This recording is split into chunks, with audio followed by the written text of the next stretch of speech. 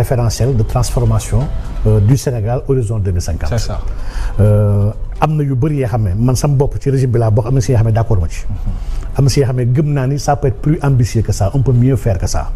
waaye que nit ki d'accord ak ñàkk d'accord au moins proposer nañu à la suite d'une réflexion stratégique et d'un diagnostic sans complaisance de la situation économique de notre pays.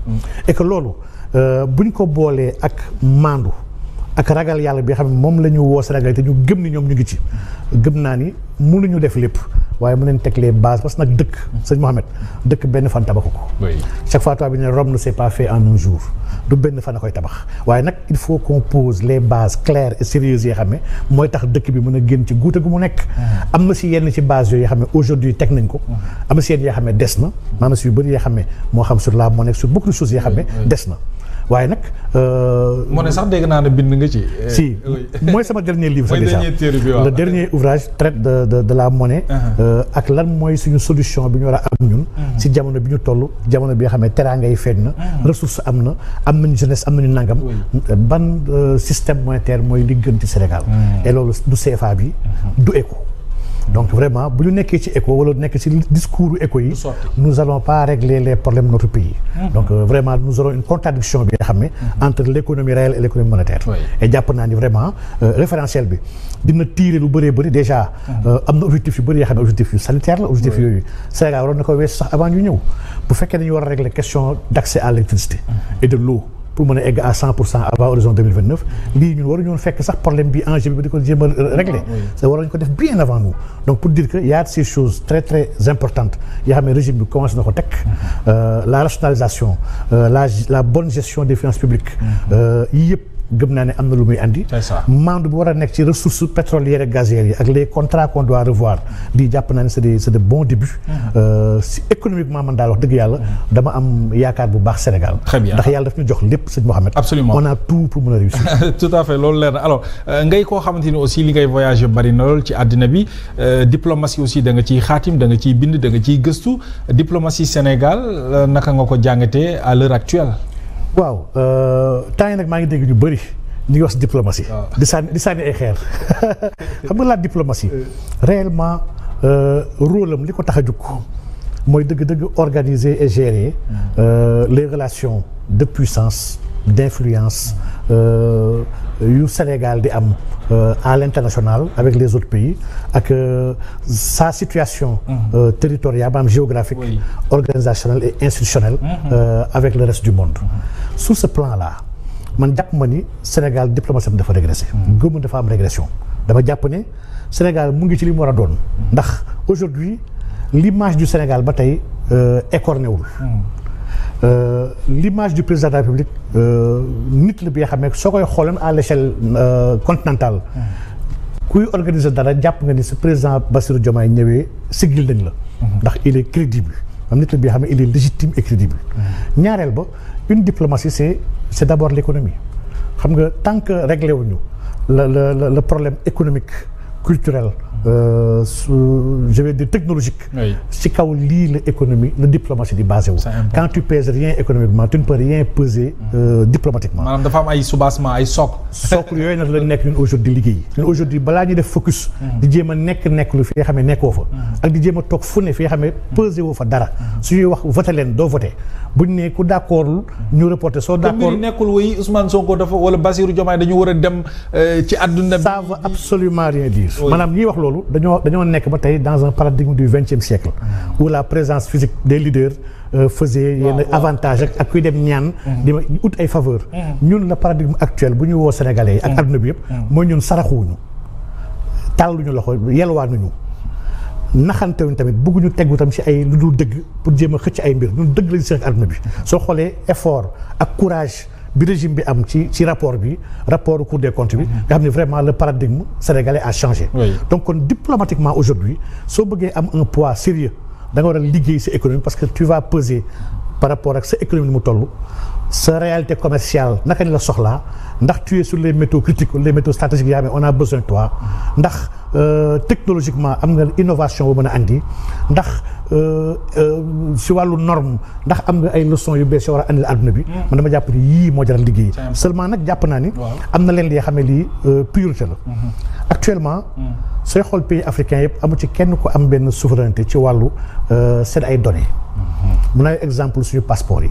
ak suñu carte d'identité yi. sëñ Mohamed ñun ba tey nous sommes dépendants d'autres pays. te on n'en parle même pas, c'est important de le. lii mooy li ëpp solo li nga xam ne war nañ ci waxtaan. soo xoolee dëkk yu téye le continent africain c'est des structures françaises ay ñoom Thales la. ñoom IDEMIA nga xam ne ñoom ñooy defar tout ce qui est biométrie. ñoom kese ko mën defar. soo demee sax Belgique ñoom Semlex sa fa nekk. boo demee Allemagne Veridos sa fa nekk ak Mühlbauer. ñun jëflante ñu sax ak pays européens ñu ngi jëflante ak Malaisie avec Iris. lan mooy le danger d'externaliser la production de sa ay documents titres de voyage. mooy que beaucoup de données ci tur sant date de naissance taille poids habitat foo dëkk lii yëpp di c'est des données yoo xam ne boo demee dans les pays sérieux ay États-Unis ak ay France ak fépp dafa bokk seen sécurité nationale maanaam loolu jàmbur waru ci am accès ñun Sénégal dañoo soofal tuutil mbiru données ba nga xam ne man jàpp naa ne lii enjeu la bi nga xam ne avant 2029 nous allons produire nous-mêmes suñu ay titres de voyage nous allons produire nos cartes d'identité suñu ay données médicales personnelles numériques ak yëpp benn étranger du si amati accès kenn ko retrouver dans le marché international avec des brokers su koy échanger à notre insu man temps yee maa ngi interpellé gars yi ne man gars yi ñu ngi wax ci xaalisu Covid bi je suis entièrement d'accord xaalis dafa war a leer ndax sëriñ yeeg taalibe yeeg ñëpp a cotisé woon waaye suñu données yi maanaam test yi ñu doon def di jël suñu ay données tour sant adresse groupe sanguin wak lépp ak sa positif ak négatif test yi qu'est-ce qu'on en a fait ki ñi ko njëkk gérer c'est des laboratoires yoo xam ne mais c'est pas sénégalais France la moo nekkoon ci ginnaaw y avait l'Institut Pasteur moo njëkkoon nekk au début après ñu ci institut lañ ci dugal INSERM ak bu ñoom professeur comment dirais-je Mboup mais données yooyu qu'est-ce qu'on a fait y avait un programme de Bill Gates bi nga xam ne ba muy dugg moom ci corona bi identité numérique 2020 ID 2012 mais ndax gars yi dañoo joxe suñu données yi foofu ñëpp ñu joxe ñëpp ñu vacciné wu qu'est-ce qu'on a fait man jàpp naa ne vraiment daal lii question de souveraineté la bi nga xam ne état Sénégal war na ko lijjanti. et ça mérite réflexion merci beaucoup alors ñu jàll ci leneen bokk na ci xëy na benn avant-dernière question opposition bi laaj bi mooy ndax war na mën a dem ci dialogue bi le président Bassirou Diomaye Diakhar Faye woote et surtout dialogue boobu yow boo ñu doon defal une lecture lan nga ñuy wax.